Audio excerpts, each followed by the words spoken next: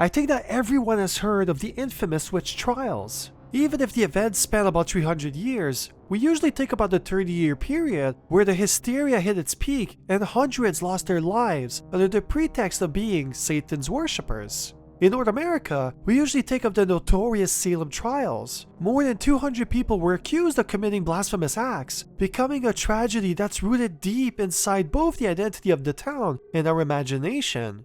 Nowadays, many books, movies, and video games have kept the memory alive, with the most famous ones being Little Hope from the Dark Anthology series, Murdered Soul Suspect, and The Blair Witch Project. Daemonologie is yet another game that joins the fold, but unlike what you might expect, this isn't a retelling of the events in Salem. It's instead based on the delirium that took over Scotland during the 17th century, which, I believe, isn't a story that most people are aware of. Mixed in the fact that the game is also intended to be played with old Scottish English subtitles, and it's easy to see why a lot of people fail to comprehend the game's many themes and convoluted ending.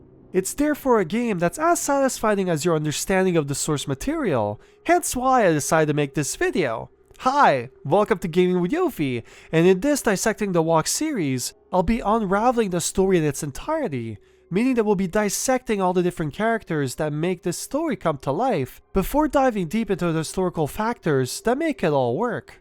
This therefore means that, before I can even go any further, I have to give a content warning. In order to make this game justice and subsequently the historical period, I have no choice but to show the 4 different torture methods used throughout the game. This game also covers sensitive topics like abortions, mass executions, and untreated mental health. So if you ever feel overwhelmed, please stop and maybe go watch another one of my videos, and then come back to this one if you ever do feel like it. Oh, and one last thing, during the gameplay portion of the video, I'll be role-playing the character in the way that I think the protagonist would react during the different events that forge the narrative.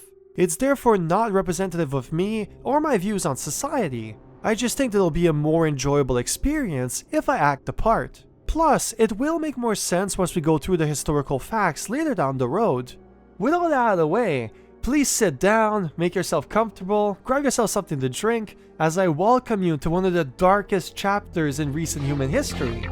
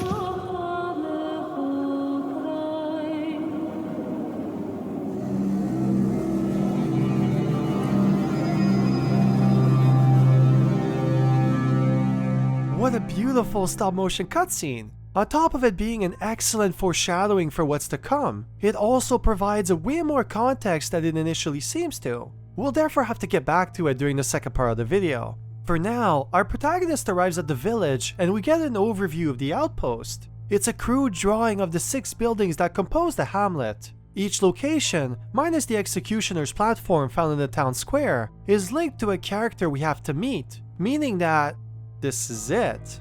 The whole town only has 6 settlers, so to ensure its prosperity, it requires that everyone supports the community in whichever way they can. As we were summoned here to find a witch among them, we can deduce that, regardless of who it is, we will have to leave the town in a worse state. Now that we're familiar with the landmarks, let's start by exploring the bottom right location and move counterclockwise. Also, do note that, every day, we can only take part in 4 interactions before we're required to rest for the night. It therefore means that we won't be able to experience all interactions in one playthrough. But luckily for us, that won't be an issue as you'll be able to see more than enough to get a sense of the overall narrative. What in God's name is that? Like, it barely looks human. He introduces himself as the fisherman Firim and states that his appearance has nothing to do with any witch activity. On the contrary, he seems convinced that no witches can be found in the town, only simple folk working the land resides here. We then push the narrative further and ask if he's seen anything unusual around these parts, to which he shrugs it off by responding that life itself is full of unexplained mysteries. Curious. This man is obviously hiding something, but other than his uncanny appearance, he seems like a good Christian. Let's leave him be for now and head to our next location. What the hell happened to the townfolk? This guy looks even less human, like I didn't even know that was possible. Turns out that my repulsive reaction was right on the money, because he's convinced that the shepherd cursed him, hence why his jaw fell off. He therefore summoned us because he wants retribution. Oh, and that metal thing on his face is a contraption he designed to keep his jaw in place. As he's the town's blacksmith, he decided to take matters into his own hands, which is really unsettling. Still, if he's right and this is indeed her doing, then she will suffer greatly for it. Although, before we can actually pay her a visit, we'll ask his opinion on the other residents. His response is brief but useful. We discover that he has nothing against the fishermen and that there's a beautiful lady living next to the rocky circle. As we're leaving, he warns us of a crazy hag living in the nearby woods. He implores us to visit both women as soon as possible. Next person on our list is the aforementioned maiden Lilias, or as Oswald the blacksmith called her, that saucy wee bit oot. She starts the discussion by offering to cure whatever ails us with the use of her herbs and roots. Turns out she's the town's healer who inherited her skills from her late mother.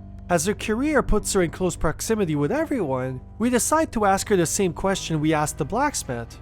We learn that the Forge Master is a very capable and talented man. The same can be said, however, about the old lady living in the woods. She says that the old crone has some strange ways to her and that we should be cautious around her. Interestingly enough, she has nothing bad to say about the shepherd and worries about her husband as he's been absent for quite some time. Lastly, and most controversially, she encourages us to avoid the priest at all costs. She says that he's become a fanatic, a zealot that's become the exact thing he's been preaching against. Blasphemous! You doubt the Holy Father? Are you sure you're not a wench that communes with the devil? You might refuse to talk any further, but I'm in control here. You're officially high on my suspect list. Speaking of which, in case you haven't been keeping score, we have one note for and against the shepherd, 2 for the lady in the woods, and finally 1 for the priest. However, any person that doubts God's preacher has no value, so we can remove her contribution from the list. Oh, you disagree, dear viewer? Well, I think it's high time that we set the record straight then and see how great the voice of reason actually is. Is it me, or does this guy look like an Innsmouther from the H.P. Lovecraft story Shadow over Innsmouth? He follows up his greeting by offering his assistance in a righteous cause. We then ask him about the flock, to which he responds with something quite interesting. He states that, not long ago, there were actually 9 settlers living in town. The blacksmith's wife died from a fever during the previous winter. The shepherd's husband ran away, leaving her with unpaid debts. This also coincides with what the maiden stated beforehand, so there is, indeed, something unholy happening in this sheep's den. Lastly, we discover that the maiden was seeing someone before he inexplicably disappeared without a trace. If we pry further, he lets us suspect that his disappearance might be related to her night activities. In other words, he accuses her of dancing at night with black shadows, which can only mean one thing. What a filthy wench! Tempting us with her devilish looks and satanic concoctions. I'm beat. Let's just go to bed. We can continue this tomorrow.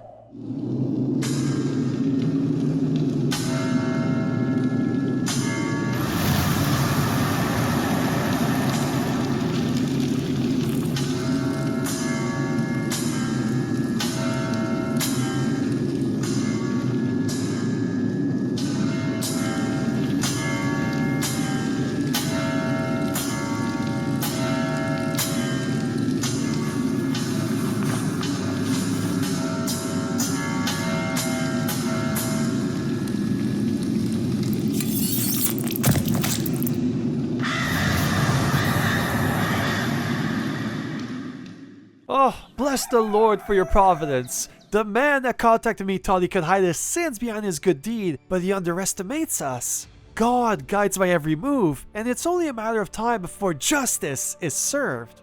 This then leads us to one of the most iconic torture methods employed during the witch trials. The idea is that when a heretic made the pact with the devil, it is said that he would protect his followers at all costs in exchange for their total obedience. Therefore, by drowning them, only two alternatives are possible. Either the devil comes in at their aid, which in turn proves their heresy, or they die, which obviously proves the opposite. However, it's not as obsolete as it might seem, as some argue that their death was caused by them falling out with Satan, hence why he didn't bother intervening. Either way, they simply couldn't win their case. Here, it is used to push his buttons until he unravels his crime speak. After simulating the experience 3 times, he's ready to talk. His first words redirect us back to the shepherd. He then pleads for his freedom, doubling down on the witchcraft that made his jaw drop off.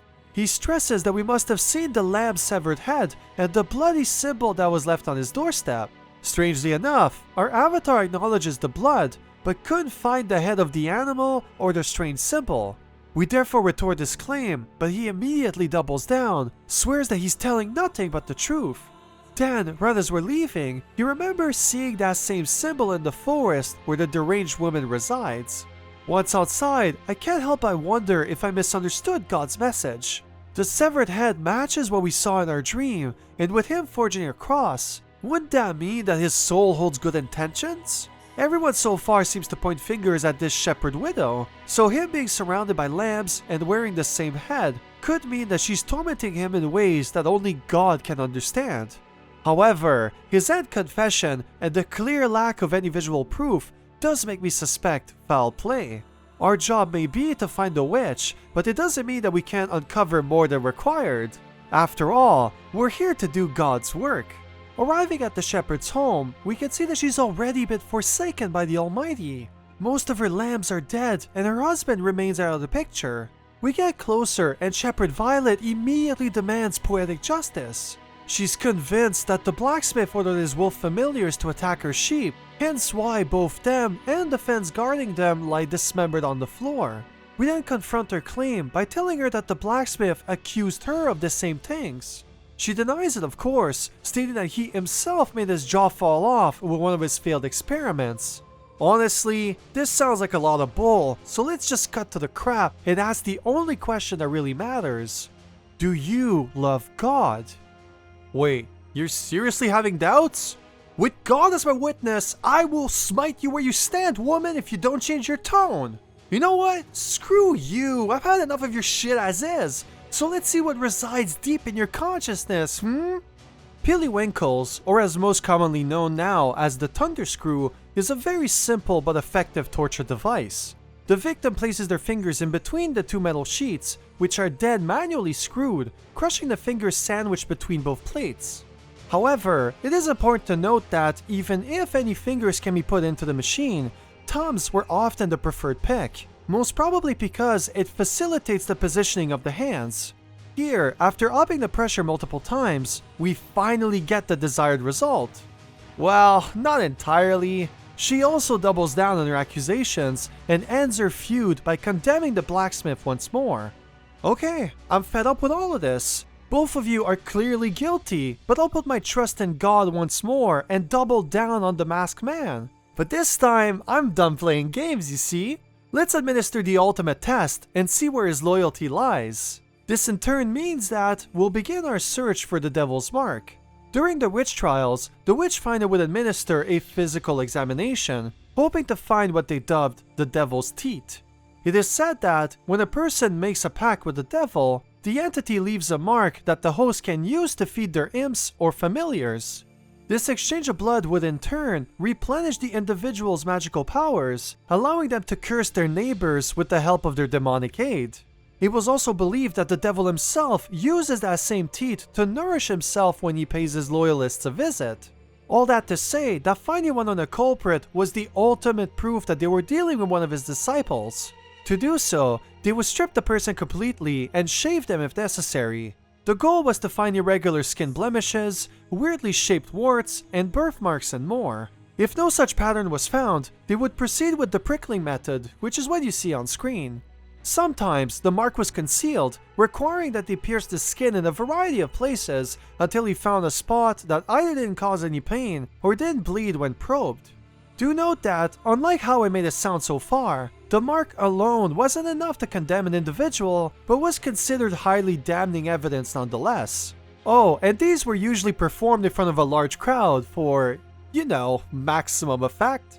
I'll talk more about it in the second half of the video. For now, know that finding one and, if possible, getting a confession from the victim will usually seal their fate, and once you know it, that's exactly what happens. He admits to selling her a subpar fence, but believes that it's not enough to condemn him. When we challenge his claim, he doubles down on the shepherd without attempting to clear his name, which, again, goes hand in hand with the mark. Next night arrives, so we turn towards God once more. To my surprise, he answers by guiding us towards an unexpected source.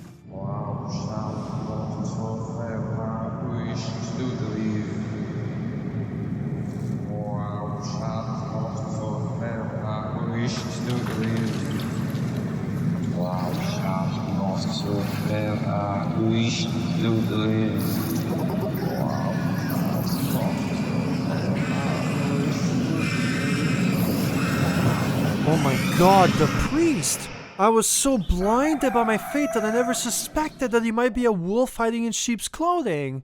Please, God, give me the strength to do what I need to do. The last torture method depicted in the game is called the tongue terror. The tool, which resembles a pair of gardening shears, would be heated over a fire before clamping it onto the tongue of the victim. The goal was to inflict as much pain as possible while leaving the person mute, preventing them from further spreading their blasphemous thoughts. However, in the context of the witch trials, I don't think this method was actually used. I basically couldn't find any documentation to prove it. It also makes less sense when you factor in that, most of the time, torture was used as a method to obtain a confession. Having a person acknowledge their involvement with the devil was the most valuable evidence a witch finder could provide to the Kirk. Therefore, making them unable to speak would be counterproductive. Plus, as you may recall, most people couldn't read or write, making it impossible to receive evidence that way. Still, that doesn't stop it from being a possibility. This method of punishment was indeed used way before the witch trial craze, so it was indeed common practice at the time. Plus, this technique only requires the use of a regular plier, making it a plausible method regardless of your social status. Needless to say, even if the game clearly shows that the tongue has been ripped off from the victim's mouth, we're still able to retrieve some information. Father Usby swears on his innocence while pointing the finger towards the maiden. He says that he saw the whore bring newborn babies to a pagan spiral. When we ask him why she fills him with resentment, he corrects us by stating that she's anything but a maiden. He then proceeds to call her, and I quote, a blaspheming pagan harlot. For context, a maiden is a title given to an unmarried woman. From the church's perspective, it also insinuates that the person's virginity has been preserved, waiting for the day her future husband would be able to, quote-unquote, claim her as his own. Therefore, by having the priest call her anything but, it would mean that she sinned in the eyes of the Lord. We also know that she was seeing someone up until recently, so it does make it highly probable that he's telling the truth. But before we make any conclusive decisions, I think that it would be wise for us to visit the last remaining person in the village. Everyone is pointing fingers at one another, but so far, the only consensus is that there's something seriously wrong with the old lady living in the woods. It's definitely worth checking out, and in hindsight, nothing could have prepared us for what we're about to read. You know we're dealing with someone special when her initial reaction is to call us a gobshite. She then proceeds to flat out admit of being a witch, wishing boils on her genitalia and maggots on our asses? Bite your tongue, woman, or I shall remove it permanently. You ain't got the balls, you pervert. All souls in the village have made a pact with Satan, so take your pick. God damn, this person knows no bounds. I should strike her where she stands, but in a way, I can't deny that her blasphemy holds fractions of the truth. Everyone so far, except the fisherman, has provided us with reasons to suspect heresy. The blacksmith has the devil's mark on his person and was targeted by our Lord. The shepherd sent her familiar to the blacksmith's home, costing her a portion of her flock in the process. Her husband also disowned her, and she dares doubt the Lord in our presence. The maiden, or whatever we're supposed to call her, hasn't kept her vow to God. She also uses questionable methods of healing, being borderline witchcraft. Next comes the priest, who is quick at pointing fingers, but fails to acknowledge the hatred that resides deep in his soul. Plus, he must have done something bad if God himself felt the need to dishonor him in their second premonition. Lastly, the less said about the crazy hag in the woods, the better. Overall, any of them could be the witch we're looking for. Could we have stumbled onto the devil's commune? If so, then I think we should cut the head of the beast before it spreads its influence further. It doesn't take long before we discover the devil's mark on the back of the priest's left leg. He then begs for mercy, stating that he hasn't done anything meriting God's wrath, unlike everyone else in the village. He then points the fingers at the disappearance of the shepherd's husband, stating that there must be something seriously wrong with her if it made him leave the village permanently. This leads him to suspect that she must be in cahoots with the maiden, which, as we know, is the person he hates the most out of all the townsfolk. Now, the real question is, whose words can we trust when those that should be worthy have proven time and time again to be anything but? We obviously can't trust the false prophet any more than we can trust the guy that summoned us here to begin with. If we head next to see the shepherd and interrogate her on the severed head that was presumably left and found in the blacksmith's home, she answers the following: "Why in God's name would I kill more of my own sheep?" That makes total sense actually. They're her livelihood after all, so why would she cause herself more long-term grief really doesn't make sense. However, right when everything seems to fit together perfectly, we make a shocking discovery. Under the use of torture, she admits to forging the story about the blacksmith using familiars to make his life worse. She stated that she forgot to close the gate to the sheep's den one night, and that it's her carelessness that led to their slaughter. It's therefore possible that whatever beast got hold of them passed near the blacksmith's domain and left a stain on his doorstep. It's a convenient story, but it's one that doesn't explain why we found the devil's teeth on him or why God decided to condemn him prematurely. We then head back to sleep and, sure enough, the plot thickens once more.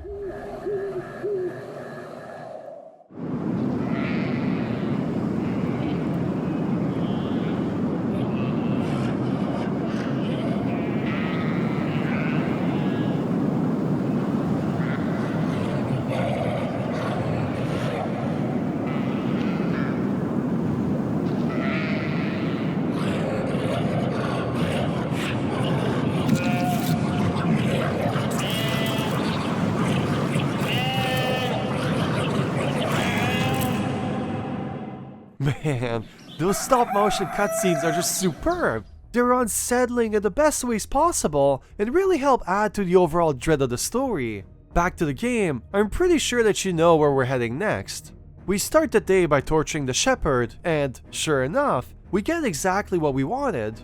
She immediately admits to both being a witch and to sacrificing her own sheep to please the devil. She even goes one step further by confirming that it's her own meddling that caused the blacksmith's misfortune. She basically got tired of his insufferable yapping and so chose to silence him with dark magic. Finally, she ends by imploring us to end her life as she's grown tired of living. Next, we go and pay a visit to the old lady in the woods. After pulling her tongue for an extended amount of time, she reconfirms her stance while cursing us once more. She then accuses both the shepherd and the fisherman of being part of her commune, filthy witches that feast on rotten carcasses. I don't know what Satan did to her, but it must have messed her up really good if she's willingly acknowledging her devotion while also sending her colleagues to the gallows. But at the end of the day, I couldn't care less because it makes our lives easier.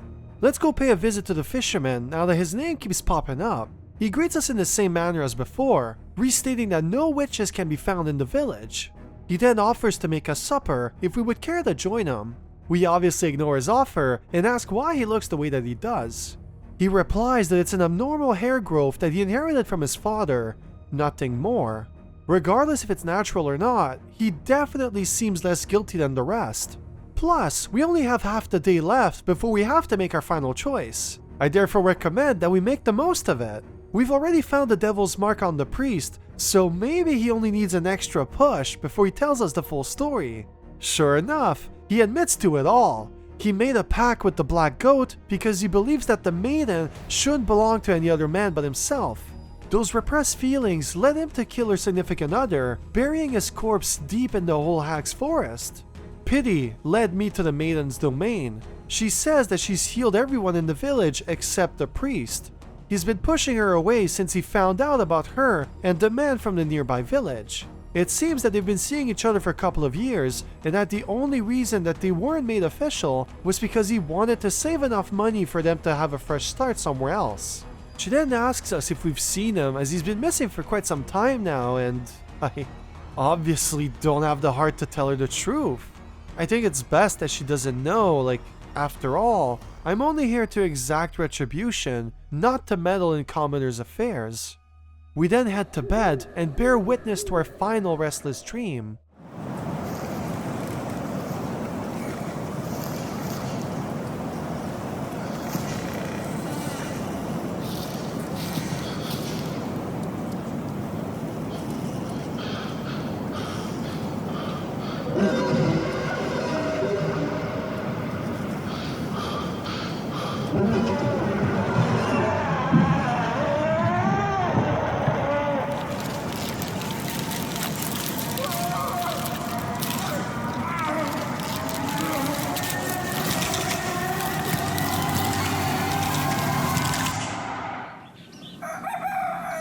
Now that the morning has finally arrived, it's time for us to make our final decision. What complicates things is that we can only choose one, but by the end of the 4th day, we've actually uncovered 4 individuals that deserve condemnation. The priest, the shepherd, the old hag, and the blacksmith are all undisputably guilty of witchcraft. So we have to choose the one that we think is the worst offender, the one whose death will significantly cripple the witch's council. Do let me know in the comments who you think is the culprit and why. I'm genuinely curious to know your thoughts on the matter, especially now before covering the historical background. With all that out of the way, I think it's quite obvious that I went for the priest. He's the one whose soul has accumulated the most sins. He made a deal with the devil, he murdered another man out of jealousy, and, with a tainted soul, has been preaching to the community. Hell, he might be the one that converted the rest into the sinners that they now are. Hiding the devil's worship into his sermons isn't out of the realm of possibility for a maggot that's this corrupted. Judgment Day has finally come, and it's time for Father Jovy to walk the gallows.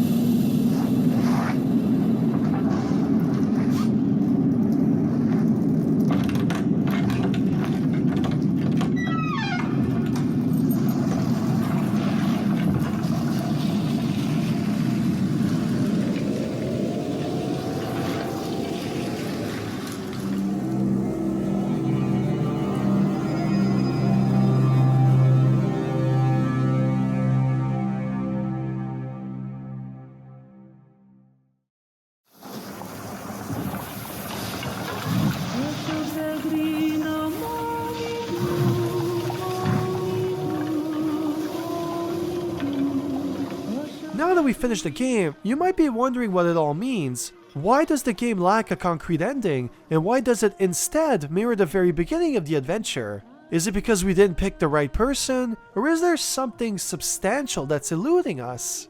Now, to be fair to the dev, he did intend for players to replay the game multiple times to understand each character's motivations, so there's definitely some context that's currently missing from the big picture. However, I strongly believe that you've seen enough to piece most of it together. The problem is that, as I've alluded previously, you need the historical context that inspired the story. By the dev choosing to neglect it, he ensured that the player would take part sincerely into the unfolding events, using only the information provided to make immersive decisions just like the witchfinders of the time. Needless to say, if you're a recurring viewer of this channel, you would know that I adore dissecting the unexplained, so let me take you back in time to one of Scotland's bloodiest chapters. Word of warning, I want to stress that the following section is an incomplete overview of the time period that encapsulates the witch trials. I won't be going over how the hysteria started in the late 14th century and grew to biblical proportions during the late 15th century with the release of the infamous book titled Malleus Maleficarum, or as it is most commonly known today, The Hammer of Witches. I also won't be talking about how the witch hunts affected the different regions of Europe, and I certainly won't be crossing the ocean to talk about the Salem trials. All of these topics go beyond the scope of this video game and subsequently this video. That being said though, Scotland had one of the most brutal witch hunts in history, so I'll be able to cover all of the major characteristics, giving you a very solid basis to build upon when doing your own research, which I highly encourage. Little side note before we actually get into it, I have no idea how the editing for the next segment is gonna go, seeing as there's very few visual representations available and all of them are under some form of copyright. Also, as I refuse to generate any visuals with AI, I therefore decided that I'll be using some of my footage from the video game called Murder Soul Suspect. Full disclosure by the way, I adore this game and I think it's one of the most underappreciated games ever made. So if you like this kind of content and you like this time period, I would highly recommend that you do check it out at some point. With all that out of the way, let's start by talking about the man that single-handedly magnified the witch frenzy in not only Scotland, but in England as well. Our story starts with King James VI of Scotland. He was coming back from Denmark with his wife when a storm of biblical proportions engulfed his fleet. It turned an already demanding trip into a perilous one as the boats refused to cooperate with the sailors. It was so bad, in fact, that once they were back to normality, the crew shared their concerns with the king. Out of all the ships present, theirs was particularly hard to control. The workers felt like dark magic was in play, and in a way, it was. Denmark was very prevalent with witchcraft cases, and James, ignorant of its existence, saw it as a new form of theology. His new passion motivated him to learn everything that he could before his departure. His mind, therefore filled with demonic entities, intense court cases, and complex legislative rulings, was in the perfect mindset to see the unruly weather as Satan doing everything that he could to halt their progress. When he finally reached land, he rapidly organized a search for the witches responsible. Also, when I say that he initiated the search, I do mean in a literal sense, as he helped rile up a bunch of suspected women, took part in the investigations, and supervised the torture sessions. He was determined to find the culprits at all costs, and if it wasn't for the confession of a renowned medical practitioner, what came next would have been vastly different. One of the women being interrogated was a healer who, like the maiden, used a variety of herbs to cure whatever issues tormented the patient. From the little that's known of her, it seems that she was successful for the most part and had a positive reputation on her community. However, in that era, the line between good magic and the sinister one was extremely blurred. As knowledge was verbally passed down from one generation to the next, it meant that most uncommon things were seen as highly dangerous to the general way of life. Regardless of the fact that she was an efficient healer, it was only a matter of time before, as society saw it, she would turn to the dark side. After an extensive amount of torture led by a king that refused to either understand her healing methods or to acknowledge her pleas, she gave up and confessed to it all. She said that she sold her mind and soul to the devil in exchange for magical powers, the same ones she used to overwhelm his ship. She also admitted to feeding her imps and familiars with the mark that was placed on her during the initiation ceremony. Then, just to make her claims more legitimate, she recited words that the king shared in intimacy with his wife during his trip. Little side note, for those that aren't aware, royalty back then didn't really have that much privacy. Someone was always eavesdropping for various reasons, so it's highly probable that someone told her what to say during James's absence. However, that thought never crossed his mind. To him, she was undeniable proof that witches had infiltrated his land and that Satan himself was conspiring against them. Naturally, King James responded the same way that all kings did at the time. He initiated a counteroffensive that ended up being one of, if not the bloodiest crusade against witches that the world has ever seen.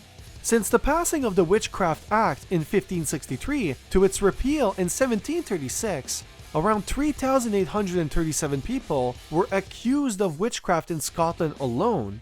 from those people, more than 2/3 were convicted and executed. That's about 5 times more than the average execution rate found in most other countries in Europe.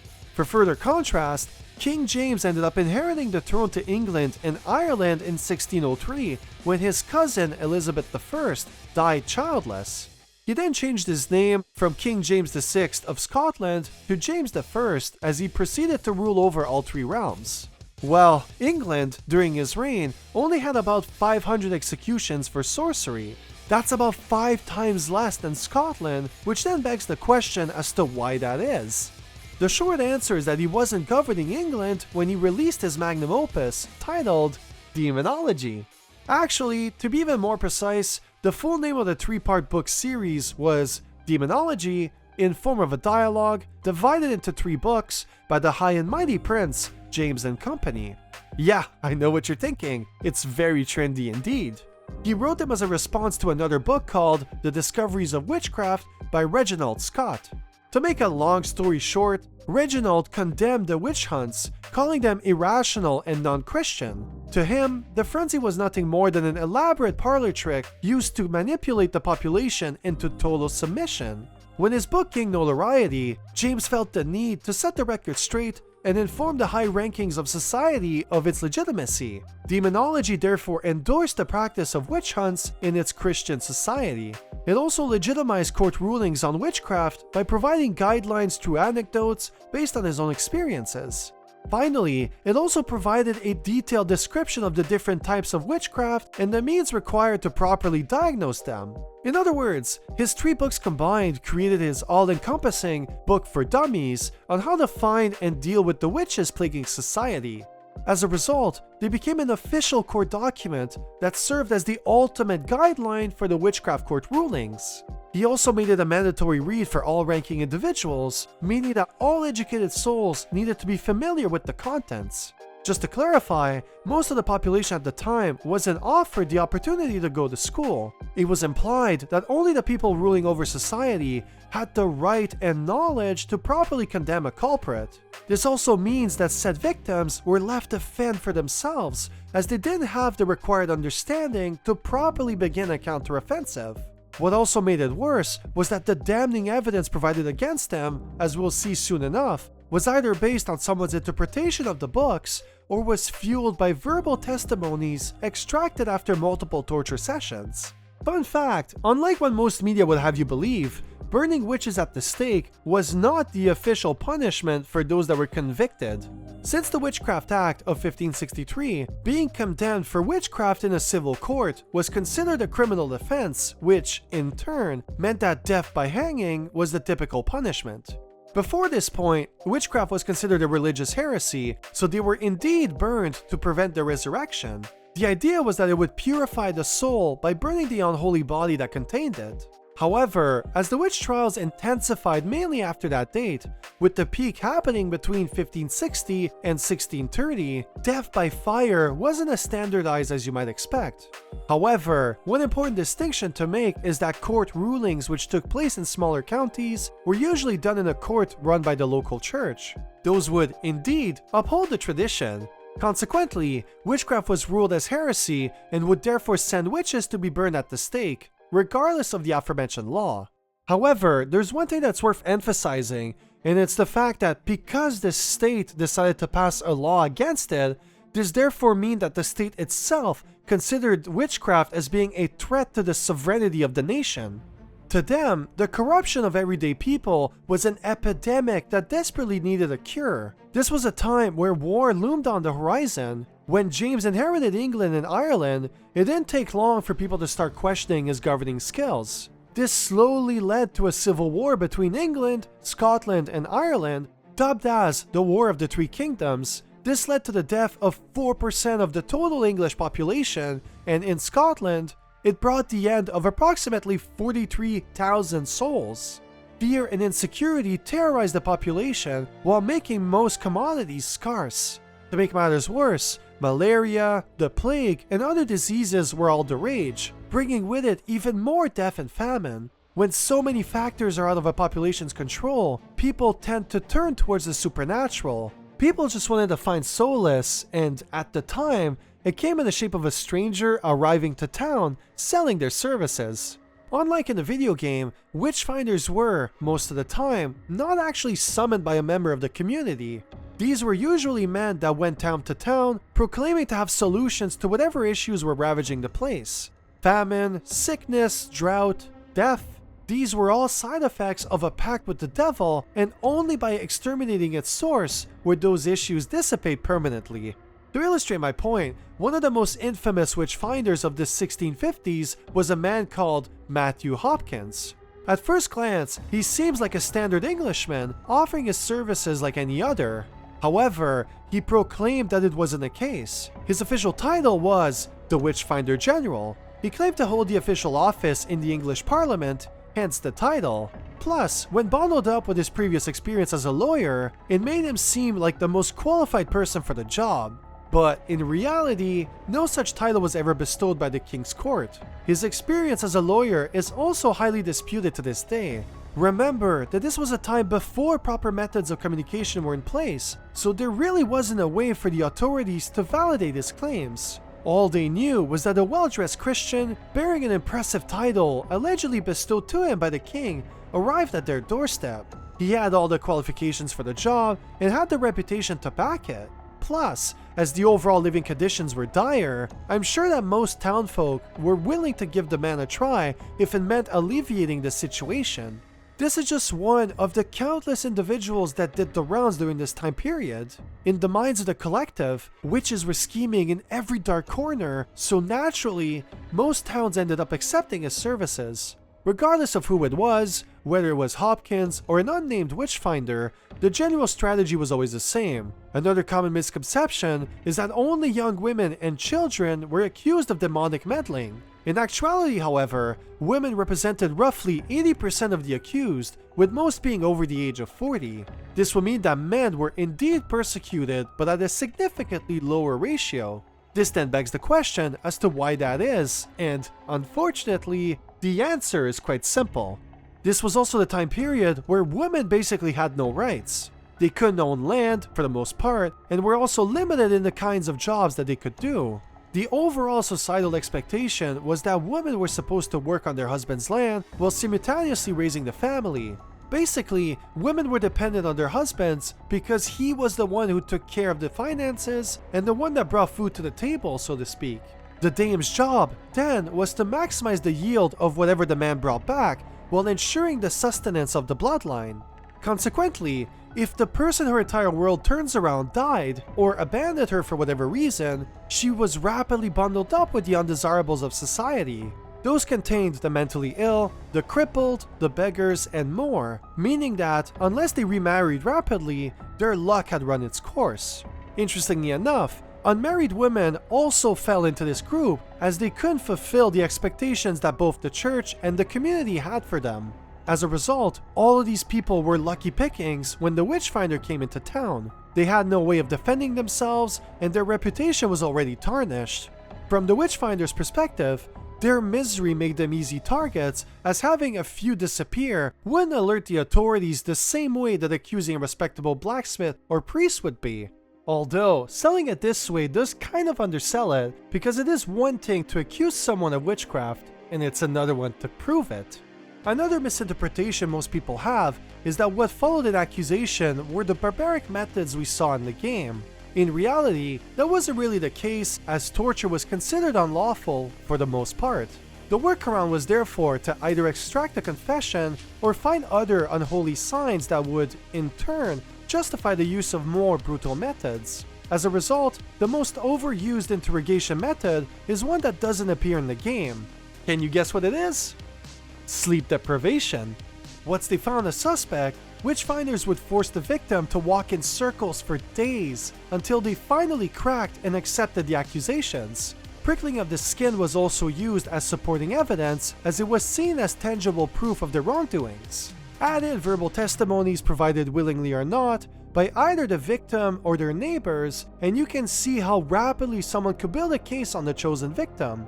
Then, once proof of their transgressions were provided to the hearing, witchfinders would stress the need to escalate the situation by employing the use of shall we say, a more definitive method of confirming their claims.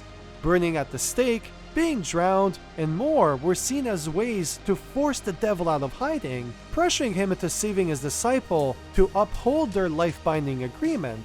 Simultaneously, it also placed the witch in a life or death situation. If she dared use any inhuman abilities to save herself, it would automatically prove all of the claims against her. Ironically, if the person ended up dying as a result, the witch-finders would explain it off as the witch falling from the master's grace, hence why he didn't show up to save her. You know what they say, damned if you do, and damned if you don't. With all that out of the way, if you keep in mind everything we've covered so far and head back to the game, who do you think was the witch? Was it a priest who murdered the maiden's lover, or was it justified as it prevented her from growing the devil's livestock? Was it the old lady who spoke profanities every time she opened her mouth, or was it the beast who tried to pass himself off as one of God's creations? Was it the blacksmith who sent his familiars to kill the livestock of the shepherd, or was it the other way around, with her sacrificing her own to damage his livelihood? Well, if you came this far in the video, I trust I don't need to tell you that, well, there aren't any witches in this town. Dreams can be used to convict a person regardless of how vivid they might seem. Evidence left to interpretation, like the devil's mark, also isn't the same as having incontestable proof. The same applies to the verbal testimonies. It can be used as an add-on to the case, but it can't, in no shape or form, be considered as solid evidence to accuse someone. Even worse, testimonies forcibly extracted as a result of torture will rarely, if ever, be genuine. The victim's life was at stake, meaning that, at a certain point, they would be ready to say anything if it meant alleviating the situation even momentarily. If you want an off-topic example of this exact phenomenon, please watch a documentary based on Pol Pot from the Khmer Rouge. Back to the game, this all brings up a whole new dimension to the discourse because none of the things that I just mentioned are new prospects. We all know that torturing people to make ends meet isn't feasible, regardless of the context.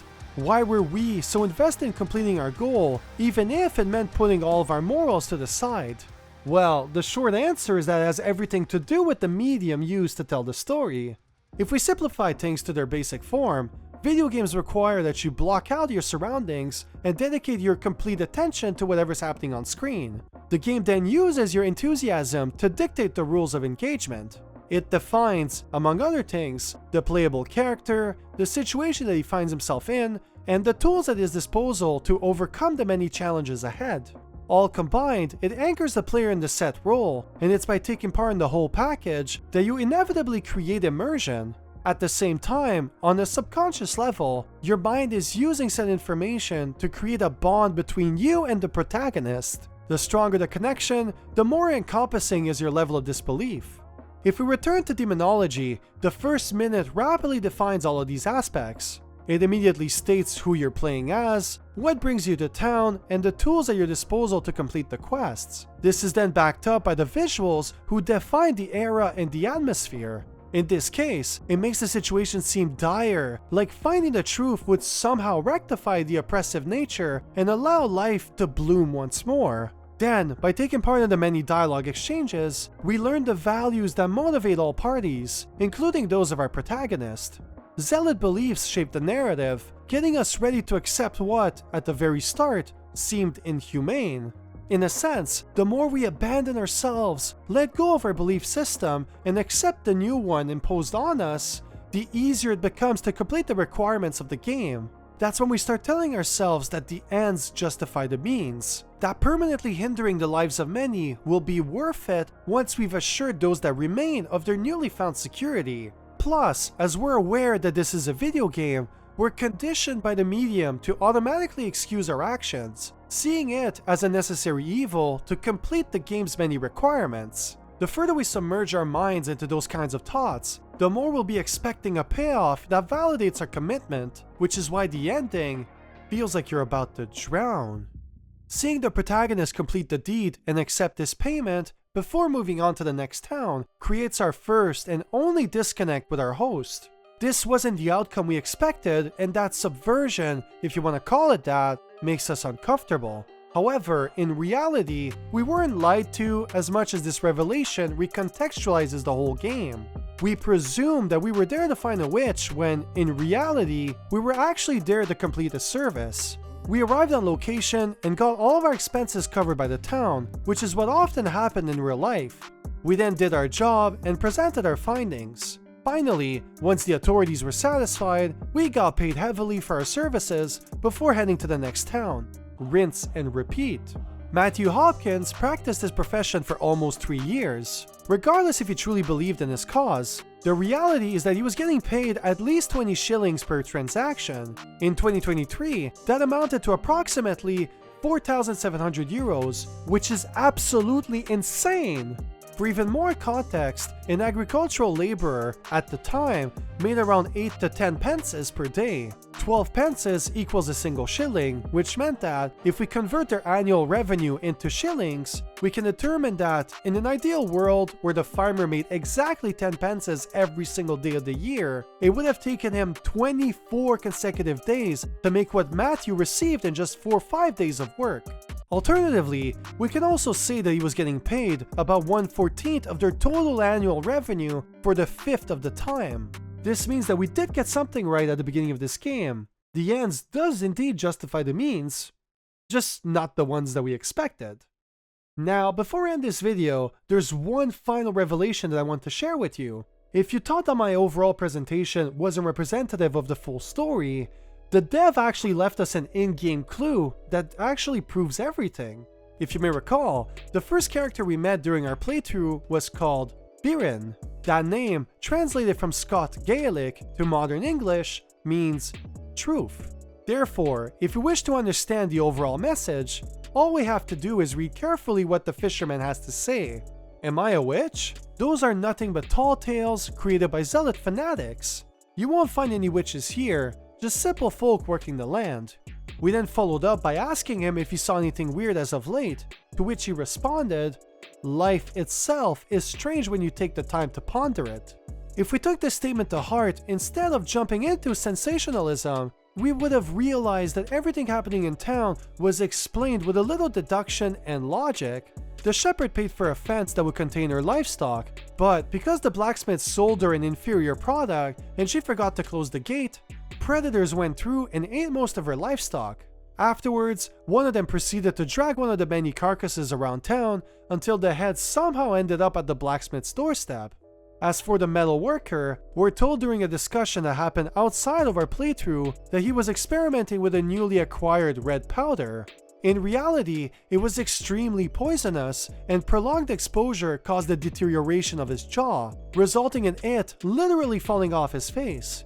Moving on, we have the fisherman who's suffering from an hereditary disease called hypertrichosis. I talk more about it in my Layers of Fear video, but the general idea is that it's an abnormal growth of hair, usually passed down from one generation to the next. It essentially won't stop growing, hence why the character looks the way that he does. Next comes the old lady in the forest. She shows typical signs of someone suffering from Alzheimer's. She also forgot where she lives, hence why she's depicted away from everyone else and roaming aimlessly in the forest.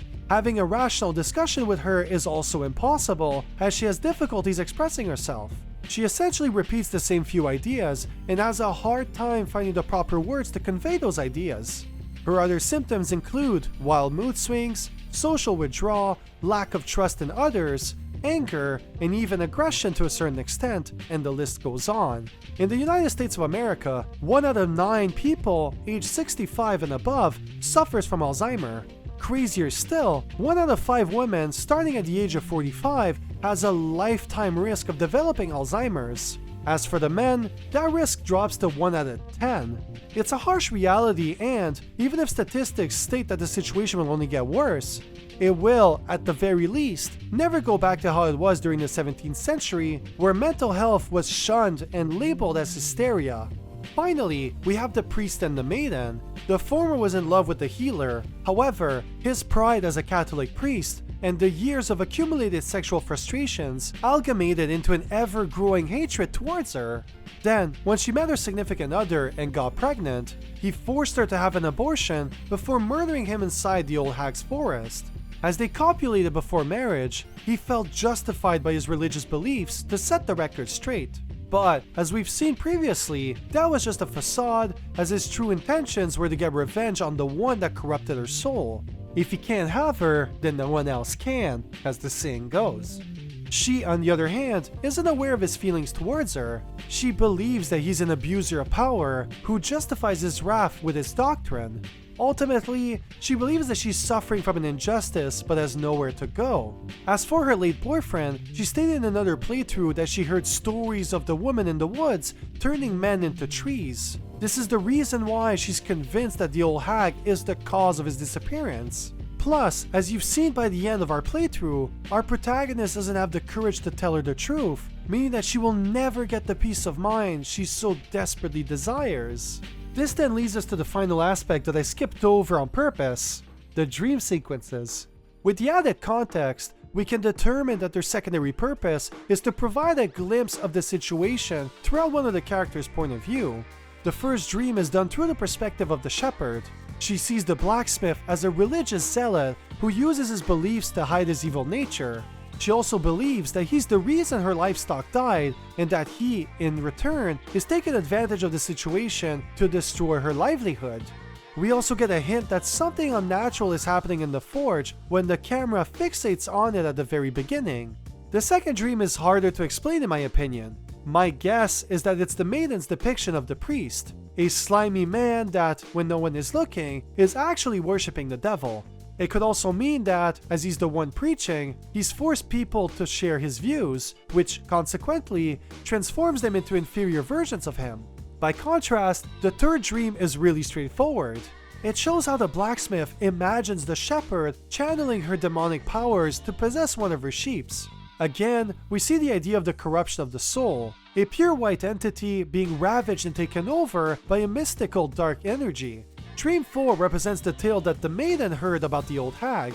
An unsuspecting man, the maiden's love interest, wanders into the forest and gets turned into a tree.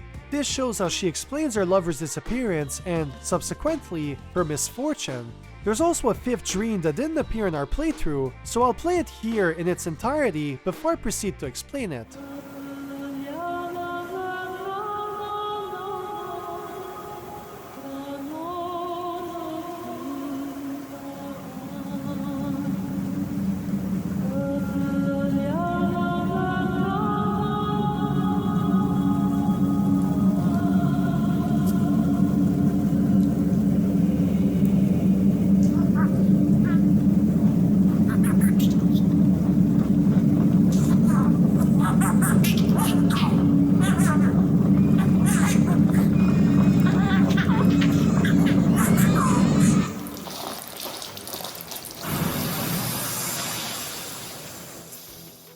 Obviously, we're shown how the priest sees the maiden. As she got pregnant before marriage, her baby would have become nothing more than a forsaken entity, hence why he had to abort her. This represents how he imagines the outcome if he didn't intervene. Interestingly enough, in retrospect, we can see that, unless I missed a dream somehow, none of them involved the fisherman. I think that its lack makes a lot of sense as a whole, it confirms two things. The first is that everyone except him believes the threat is real, and that their misfortune can only be explained by the supernatural. The second is that, unlike the rest of town, he sees the situation clearly. He isn't clouded by his beliefs, hence why he made those statements and why he's the only happy character in the game. It also explains why the revelations took the form of restless dreams. We get to see each dream, which makes us as much part of it as the people depicted in them. Metaphorically, you can also see it as the developer saying, "Hey gamer, wake up, like, doesn't this seem far-fetched to you? Isn't it a little unrealistic and a bit too convenient for the plot?" But no, the warning gets ignored because we wake up back in the shoes of a fanatic that doesn't question what it represents to him. It's that conditioning that the game criticizes, and it's why, once again, I encourage you to never take anyone's word as gospel. Also, I wasn't really planning on adding this into my script, but the reason the witch hunts even ended is because people started questioning everything. You know, you can't defend yourself in court if the proof used against you isn't really tangible. You know, if it's linked to a feeling or a testimony on someone that can't prove it, well then, how would you even proceed?